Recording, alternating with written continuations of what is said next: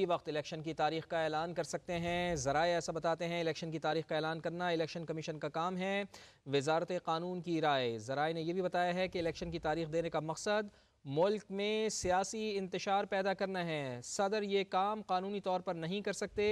Attorney general और माहिर कानून की ये राय सामने आई है। तो अहम तरीन खबर आ रही है कि सदर डॉक्टर आरिफ अलवी किसी भी वक्त इलेक्शन की तारीख का ऐलान कर सकते हैं। इलेक्शन की तारीख का ऐलान करना इलेक्शन कमीशन का ही काम है। वजारत कानून की राय ये सामने आई है।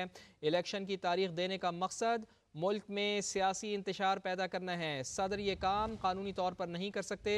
अटॉर्नी जनरल और माहिर कानून की ये राय सामने आई है। तो इलेक्शन कमीशन ऑफ पाकिस्तान को तलब भी किया था सदर पाकिस्तान डॉक्टर आरिफ अलवी ने, लेकिन इलेक्शन कमीशन ऑफ पाकिस्तान की जानिब से ये राय उनकी मुस्तरद कर दी गई थी। मीटिंग की तारीख नहीं दी गई थी, मीटिंग का टाइम भी नहीं दिया गया था और ये कहा गया था इलेक्शन कमीशन ऑफ पाकिस्तान की जानिब से कि इलेक्शन की तारीख से मुताल्लिक सदर कोई तारीख नहीं दे सकते। सदर का ये काम नहीं है कि वो इलेक्शन की तारीख दें। लेकिन अब सदर मुमलिकत डॉक्टर आरिफ अलवी किसी भी वक्त इलेक्शन की तारीख का ऐलान कर सकते हैं।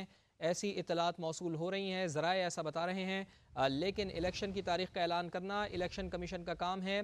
वजारत कानून ने भी अपनी राय इसके ऊपर दी है। वजारत कानून पहले ही ये राय दे चुका है कि इलेक्शन कमीशन ऑफ पाकिस्तान का काम है कि वो इलेक्शन की तारीख दे। सदर का इससे कोई ताल्लुक़ नहीं है। इलेक्शन की तारीख देने का मकसद सिर्फ़ और सिर्फ ये हो सकता है कि मुल्क में सियासी इंतशार पैदा किया जाए। सदर ये काम कानूनी तौर पर नहीं कर सकते। ये काम बिल्कुल भी कानूनी तौर पर नहीं होगा।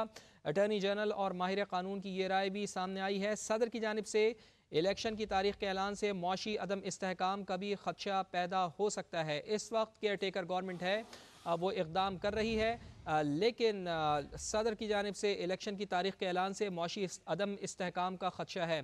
हाफिज़ एहसान साहब माहिर कानून हमारे साथ मौजूद हैं, उनसे बात करते हैं। हाफिज़ साहब, बहुत शुक्रिया आपके वक्त के लिए। सदर की जानिब से इलेक्शन की तारीख देने का क्या मकसद हो सकता है? एक तो बहुत कोशिश कर रही है केयर टेकर गवर्नमेंट के किसी तरीके से हालात को कंट्रोल किया जाए।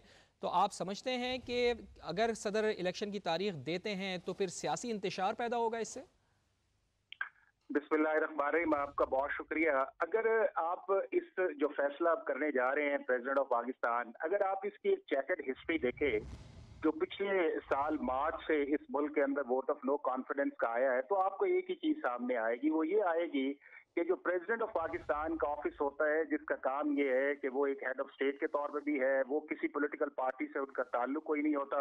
उसके बाद ये है कि वो पाकिस्तान के सुप्रीम कमांडर्स भी होते हैं, पाकिस्तान की आर्मी के। और उसके बाद ये है कि जितना भी निजाम मुमलिकत है वो प्रेसिडेंट ऑफ पाकिस्तान के नाम पे चलता है। अब आप ये देख लें कि जब कासिम सूरी ने एक एडवाइस की तो उसको प्रेसिडेंट ऑफ पाकिस्तान के पास जब वो रेजोल्यूशन ऑफ असेंबली की आई तो प्रेसिडेंट ऑफ पाकिस्तान को पता था कि आर्टिकल 95 का प्रोसेस फ्रस्ट्रेट करके उस वोट ऑफ नो कॉन्फिडेंस को खत्म किया गया है। लेकिन प्रेसिडेंट ऑफ पाकिस्तान ने फौरी तौर पे उसको ओन किया, उस एडवाइस को, और असेंबली को डिसॉल्व किया, जिसको बाद के अंदर सुप्रीम कोर्ट ऑफ पाकिस्तान ने रेक्टिफाई किया। फिर उसके बाद ये देखें कि जब अगली गवर्नमेंट आई तो उन्होंने गवर्नर्स कुछ लगाने थे अपने प्रोविंसेस के अंदर, और ये फेडरल गवर्नमेंट का प्रेरोगेटिव है। और फेडरल गवर्नमेंट जो है वो हमारा प्राइम मिनिस्टर और कैबिनेट पे होता है। वो जब एडवाइजेस गई तो प्रेसिडेंट ने कहा नहीं, ये मेरा इससे कहा कि जब मैंने लगाना है तो मेरी मर्जी कि जब तक मैं उसे रखना चाहूँ। मामला फिर इस्लामाबाद हाई कोर्ट के अंदर गया। जब वो कुछ ऑब्जर्वेशन आई उस चीज के अंदर तो फिर आप ये देखें कि प्रेसिडेंट ने रिट्रीव किया और उसके बाद जो था वो गवर्नर्स लगे। फिर तीसरी सिचुएशन आप ये देख लें कि जब पाकिस्तान के इंपॉर्टेंट सिक्योरिटी लॉज जो थे, पाकिस्तान आर्मी एक्ट और ऑफिशियल सीक्रेट एक्ट, जब वो प्रेसिडेंसी को पार्लियामेंट ने भिजवाए आफ्टर द कॉन्फ्रेंस और उनके सेशंस के बाद, तो वो एक 2 अगस्त को गया, एक 9 को 8 को वहां पे गया। जब वो दोनों वहां पे पहुंचे तो प्रेसिडेंट को पता था कि आर्टिकल 75 के नीचे जो है वो मैं 10 दिन के अंदर या मैं जवाब दे दूंगा या मैं उसके अंदर जो है साइन करूंगा। प्रेसिडेंट ऑफ पाकिस्तान ने उस पर कुछ न किया, और जब लॉ कॉन्स्टिट्यूशन अपना पीरियड को ऑपरेट उसने किया कि आपने 10 दिन के अंदर नहीं किया, सारी अखबारों में आया, मीडिया में आया, गैजेट नोटिफिकेशन आया, तो प्रेसिडेंट ऑफ पाकिस्तान ने ट्वीट करके उसको कॉन्ट्रोवर्शियल किया। जब उसको कॉन्ट्रोवर्शियल किया तो उसके बाद उनके सेक्रेटरी ने कहा कि प्रेसिडेंट साहब, फाइलें तो आपके पास पड़ी हुई हैं, आपने उसके ऊपर लिखा ही नहीं है। और वो जो इंपॉर्टेंट सिक्योरिटी लॉ बिल थे उसको लीगली और कॉन्ट्रोवर्शियल बनाने की कोशिश की गई। अब अगली चीज आ गई, वो ये आ गई कि जब असेंबली को डिसॉल्व कर दिया गया आर्टिकल 58(1) के नीचे, अब प्रेसिडेंट को पता है कि अगर मैं एक्सरसाइज करूंगा तो वो मैं आर्टिकल 48 को एक्सरसाइज 5 को करूंगा।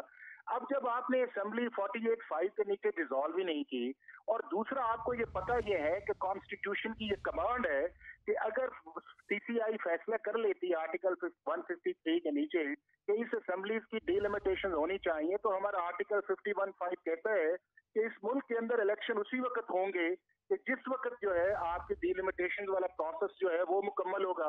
अब आप ये देखें कि आपने उस प्रोसेस को जो है वो भी मुकम्मल नहीं होने दिया, और हम्म। आपने उसको आर्टिकल 48(5) का जो है वो शुरू कर दिया। अब ये है कि जब तक 51(5) का प्रोसेस जो है वो मुकम्मल नहीं होता, उतनी देर तक ये है कि ना इलेक्शन कमीशन ऑफ पाकिस्तान इस चीज को नोटिफाई कर सकता है, और प्रेसिडेंट ऑफ पाकिस्तान के पास तो इसकी कॉम्पिटेंसी नहीं है। अब जी। जब कॉम्पिटेंसी नहीं है तो उन्होंने इलेक्शन कमीशन को लिखा, इलेक्शन कमीशन ने उन्हें जवाब दिया, फिर मामला लॉ मिनिस्ट्री की तरफ गया, हम्म। लॉ मिनिस्ट्री ने उसके ऊपर अपना जवाब दिया। अब जानते बूझते हुए कि 9 अगस्त को असेंबली डिसॉल्व हुई है, अब आप 11 कोई सेक्शन को कर रहे हैं, आपको पता है ना हमें कॉन्स्टिट्यूशन इसकी इजाजत देता है, आपको पता है सही। ना हमें इसकी लॉ इजाजत देता है, और जब इस मुल्क के अंदर आगे ही एक पॉलिटिकल टर्मोइल चल रहा है, आप उसको हम्म। एग्जैजरेट कर रहे हैं। जब आपकी इकोनॉमी बेहतर हो रही है, डॉलर आपका नीचे आ रहा है, जी हाँ। उसके बाद ये है कि चीजें जो है आपकी होर्डिंग स्मगलिंग उस पर कंट्रोल किया जा रहा है। और अगर ये मामला कोर्ट के अंदर भी जाएगा तो मैं आपको बताऊंगा कि सुप्रीम कोर्ट ऑफ पाकिस्तान कभी भी आर्टिकल 51(5) का प्रोसेस जो है वो नलीफाई नहीं करेगी, और किसी सूरत ये नहीं कहेगी कि 48(5) के नीचे अगर असेंबली को डिसॉल्व नहीं किया गया तो ये प्रेसिडेंट ऑफ पाकिस्तान का अच्छा, प्रेरोगेटिव है, इसमें और मैं एक चीज़ समझता है, हूँ एक चीज़ कि है हाफिज प्रेसिडेंट साहब, ऑफ इसमें एक पाकिस्तान। चीज़ है कि अगर सदर इलेक्शन की तारीख दे भी देते हैं जिस तरह ज़राए ख़बरें दे रहे हैं, तो क्या इलेक्शन कमीशन के पास इख्तियार है कि वो इसको मुस्तरद कर दे?